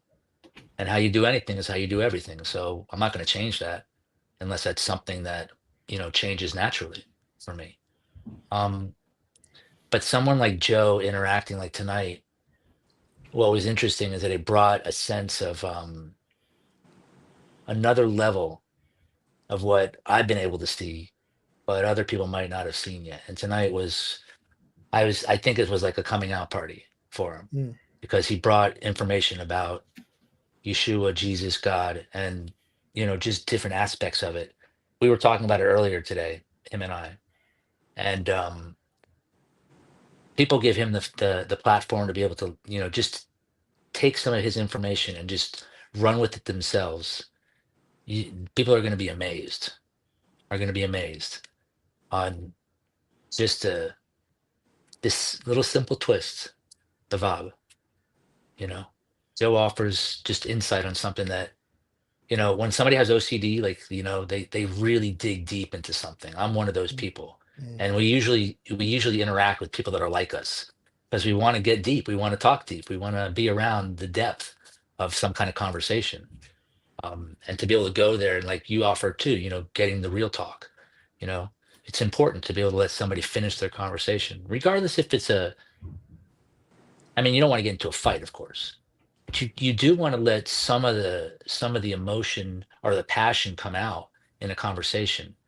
And like when I talk to Joe, what's interesting is he's able to keep like a level of, I guess, vocal tonality, but yet he's able to, and not too high, not too low, but at the same time show extreme enthusiasm, or like real calm. And I find that to be a real test for me, because if I'm showing my emotion, I'm showing my emotion. I get really excited. And if Mm. I'm showing my calm, I'm showing my calm. And I can get there with breathing, but sometimes on here it's a little bit difficult, No, because you're thank you. around so many people and it's real time. Right. No. Thank I'm you. proud of you, brother. Thank you. I'm proud of you too. Thank you for being on here, Paul. You're silent, Paul. You couldn't hear you on that one. I was No, I'm silent, glad or to Paul hear was. it. I thank Big Jack for inviting me out. So I try to catch him when I can. It's interesting. Joe talked about, I think we say 11th grade year joining JROTC, and this is my first full year as a JROTC instructor. So it's kind of funny to think, when you think back to that impact that you had, um, you know, it gives me a little bit of hope. That sparked a little bit of hope in me, because as an instructor, and you like to say your book, and you put some information out there, you really don't know where you don't know how long it's going to resonate, or if it's ever going to resonate. And so it's just really funny. I chuckled to myself when you said it, because I was a little exasperated yesterday. We had done some assignments, and it's an elective, and it's like, okay, well, is it really an impact? And you ask yourself, does this elective change anything for anyone? And I would have to just say, just hearing you say that, it was kind of a jolt of energy. It's kind of a recharge. Like, you know what, this class can mean something to someone. So not to get tired, and Keep giving it the energy that I initially believed I wanted to bring to it and what I wanted to do with it. So I do appreciate that. That was probably one of the most of many things you said. I have to tell you that probably ranks as one of the most valuable things as I struggle through my day to day, instruction and hoping that I can be inspiring and that change agent for those guys that are in that program. So thanks. Can I say something really quick about that? Yeah. And it is actually to you, Paul. So you're an ROTC instructor now? Yes. So interestingly enough, the last girl I dated was a little older and she was graduating already at 18 years old. And she went and she did ROTC like sort of the last couple months of her education. And it was interesting that I was pretty much a troubled kid. Mm. And she wasn't troubled, but she was excited about she was one of those people that liked the bad guy. And I didn't like that, but yet whatever. Well, when she went to ROTC, literally it changed her life for the better. Mm. And I got to see that much later on, like probably like 10 years later, maybe 15 years later, because when I saw her, she had a 14-year-old daughter that she said, the first thing she said to me was, my daughter just got out of remission. Like that was the important thing was not like how you doing, which was really cool.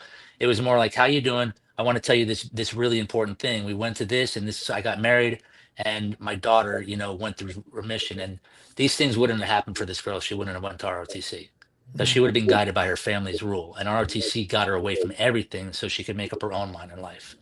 And it wound up to be a really good thing for her. That's awesome. Yeah.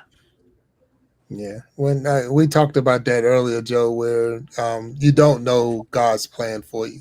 You don't know what your mission is. And sometimes you're standing in front of hundreds of people thinking that you're supposed to be ministering to all of them, but it's really only one that you're really out there getting. And that's what you were designed for. That message was for one. And it reminds me of a story earlier in my time of the ministry. And it was told to me because there was a Sunday school teacher that only had 2 students. So the Sunday school teacher had 2 students. And every Sunday, this teacher would come very, very prepared, studied up, made sure that he gave the best lesson he could give for the 2 students that he had. And the next Sunday, he would come back and he would give them another lesson. And the Sunday after that, give them another lesson. But he not constantly, but he was definitely dedicated to them, even though they never grew. It was never a bigger class or anything like that. And he had those 2 students. Well, one of the students was named Billy Graham. So you don't really know who you're teaching, and what the mission was. But Graham will tell you, well, not now, but he told that story of how his Sunday school teacher was the one that instilled in him the value of studying and study to show yourself approved and all of those things. But it came from, and there was only 2 people in the class. Yeah. And those were the things, and that sat with me. Of all the stories I've heard, that one sat because it's like, sometimes we look for that, again, we want that video to go viral. We want that, but it's like the one person that might have viewed it and got something out of it. It served its purpose. The mission was accomplished, and that's what the whole thing is. So sometimes we get really, really caught up in the numbers. And that's probably mind games. Why you ask me, well, how many hours did you get? I don't know, because it was about the time. I had 2 hours. I had 2 hours with Joe Remington. I had 1 hour with him, just me and him. And then I had another hour with me and him and the mind games and Paul. So when you say how many hours did I got, I had 2 real quality hours with the people that I'm talking to. So regardless of what the numbers say when you get in the background and all, and I know that's not why, but I'm just saying that's how I look at it. And then it's the people that's in the chat. So I could say, man, this person stuck with us the whole time. They was here the whole time. So we definitely crossed some lines to a point that people are getting something out of this. And that's the blessing. To me, that's the blessing. I want to make sure that we hit the people real quick, and I'm going to give you a chance to talk. So Sharon Jackson say, when you're teaching, if you reach one person, you have done your job. And that's it right there. You say if you reach one person, you've done your job. Michelle put out, you can plant a seed, and yet it's up to the other person to hearing it and where as to where the seed gets planted. And that's true. And sometimes it is, as the scriptures would tell us, one is going to plant the seed, the other one is going to water it. It might not even be my mission to water the seed, and God's going to give the increase. So those are just how the breakdown is.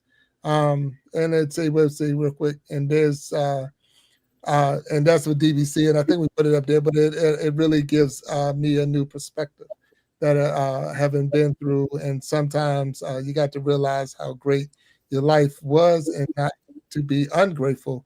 Thank you for sharing, Joe. So there it is. So, but again, the ROTC. I remember going through ROTC in high school. Then I took ROTC in college. And then I ended up going in the military.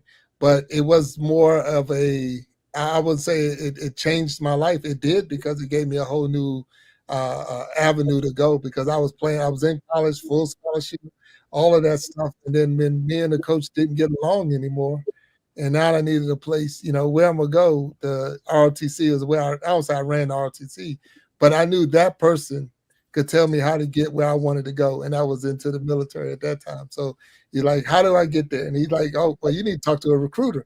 And then you talk to the recruiter, and the recruiter sent me to the MEP station, and then the ball was rolling.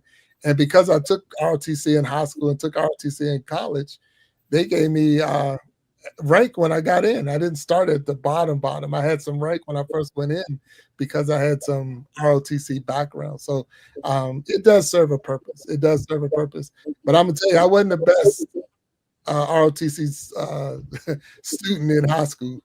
As soon as I took that uniform off, I just threw it in a locker.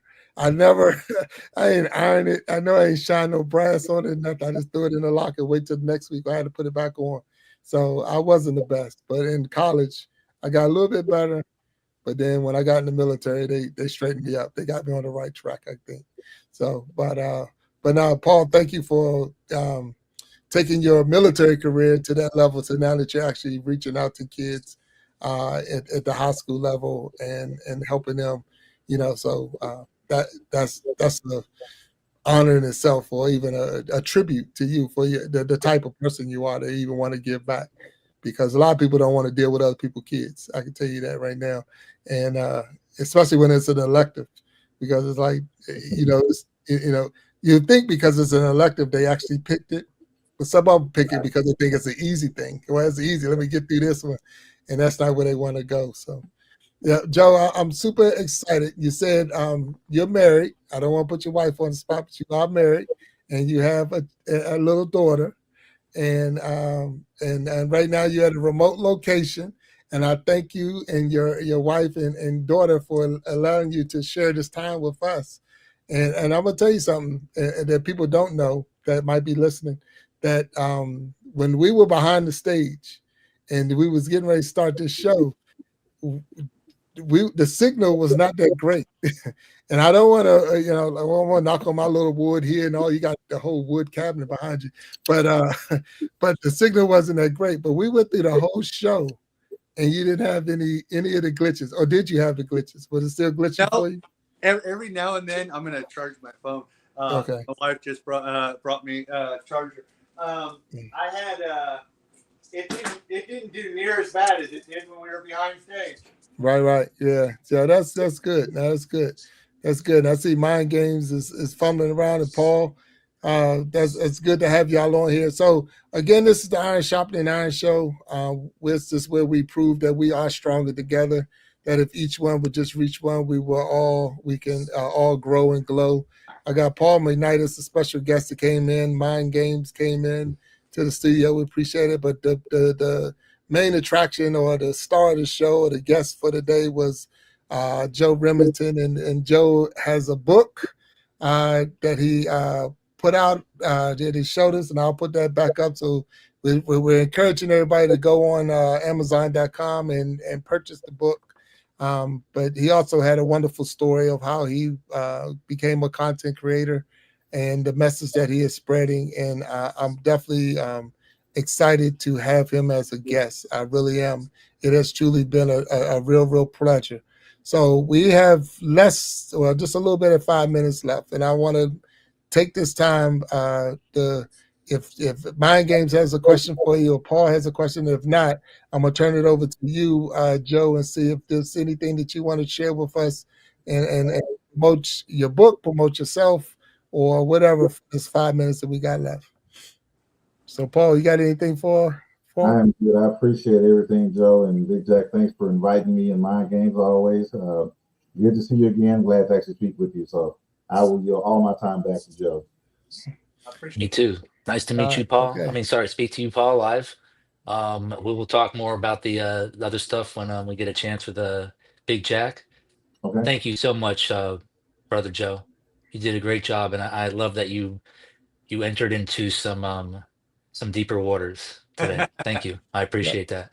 And before Paul, I'm gonna give you a heads up. He's got a lot of questions based around your career in the military. So Okay. That's all right, okay. so yeah, Thank you so very I'm just much, Big giving you Jack. the but I'm just saying so you can be prepared when it comes. But Joe, the show is yours. Is there anything that you want to share with us before we Please. get out of here? For me, I like where your story and everything, where it's we're mentioning Billy Graham. For me, I want to take time, I think, just to really share a similar story. There there are not many individuals that have been more helpful for me, that really brought me to where I am than my pastor. He kind of has, and there's kind of a similar story and everything, where when I first came to church, he, smaller congregation and everything, but typically somewhere around 50, 60 people. And he looked at myself and my wife and started a discipleship program with us. And it was one of the things that I really, really needed, because I had never been discipled. I had never been, really had the time given to me where and spent on me, where he just said, if you have questions, let's talk about it. And I would ask a simple question, what I thought was a simple question, and just expect an answer. And he would take me from Genesis to Revelation normally, and typically take 2 to 3 hours, 4 hours to answer a question that I thought would be a simple question. But the deeper he dug, the less and less people would come. And I watched a small congregation turn into, in many weeks, would be just myself, my wife, and his family, and maybe a few other people. And that happened for sometimes weeks and sometimes a couple of months. And he then decided, and he had been praying about it, he had been fasting on it, and God decided to move him from Florida and decided to move him to Kentucky. He didn't follow any congregation. He actually refused to leave his, he refused for his job to actually move him, because he said, my first commitment is God and the people in that I'm leading right now, that I'm helping right now. So I cannot move unless God gives me an opportunity to move. And as long as he has people here for me to serve and for me to help and disciple, I can't move. And God then, over a period of several months, moved everyone out of the congregation, with the exception of my wife, myself, maybe a couple more, when he said, okay, I've been praying about this, I've been fasting on this, I'm now going to allow my job to move me to a place. And they gave several locations, but he said, no, I don't want any of those locations. I feel called to be in this area. And so they moved him into the area of Kentucky, not because they wanted to move him, but because he said, this is where I feel called. And when my wife and I found out about that, newlyweds at the time, because he had just married us, when we found out about that, we said, we've got to follow you on this journey. And he said, no, you can't just follow me. You have to pray about it, fast on it, because I don't just want you following me. I'm not looking for you just to follow me. and then get somewhere where you don't know, where you don't have family, and with nothing else, and just think that you're going to follow me and everything's going to work out. And so we prayed on it, we fasted on it, we said, no, we have to. We left family behind and we followed him. And I had no idea what kind of job I was going to go into, or whether I was going to continue in. I didn't know I was going to be in the same industry. Thankfully, God worked it out to where I was not only in the same industry, I didn't miss a week of pay. He worked it out. I had no idea where I was going to stay. I had no idea what I was doing, but I knew that the man of God had a message, and he led me and discipled me in a way that I could not follow and learn more from him. A year and a half was not long enough, and so we followed him, and God continued to work in our lives, so much so that through him and through the Spirit of God working in him, my mom saw miracles worked in her life. My brother saw miracles working in his life. I had a part in that, yes. He and my pastor had a part in that, yes. But God was the one that gave the increase and allowed these things to happen.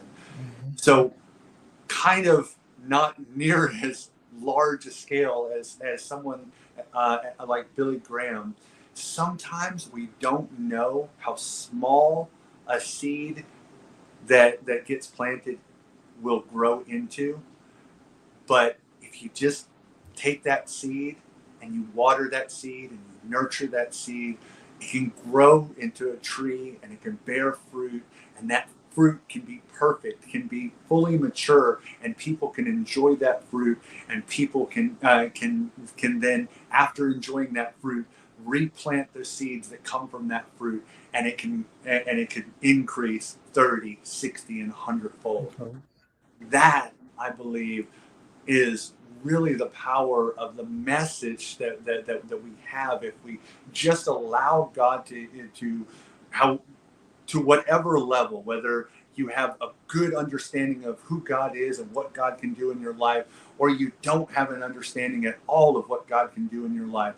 We have been given the ability to use our words to speak life into people, to speak love into people, and to plant seeds that can grow and mature and increase if we just use the platform that we have, the platform of YouTube, and if we can use it to share the message, to share a positive message, to share a message of love, of unity that Todd talks about, that Mind Games talks about. If we can do that in a positive way, not in a way that we just do it superficially, but if we can just be sincere and to be authentic and share a message of loving God, ourselves, and our brothers and sisters, and we cannot love our brothers and sisters if we don't first love ourselves. That is, there's such a powerful message there. Mm. If we just learn to use the time, to use the power of the 24 hours that we have, to use the voice that we have to create the positive message, and to share that positive message, to speak life into people and stop speaking death into people. Joe, truly thank you for that. I think that was much needed. We all, I know I've received. So thank you. I'm going to put it up one more time. That is Joe's book right there, The Power of the 24 Hours. It is on Amazon.com. So if you are definitely looking for some good read, and Joe's backing it. So he says it's good. So we're going to try it out, and we're going to see. They say it's in paperback and hard copy or hard cover. So definitely go on Amazon.com and look that book up and get it. At this time, I truly thank you all for being a guest on the Iron Sharpening Iron After Show. Truly thanking you, Joe, for being here. Mind Games, Paul McKnight.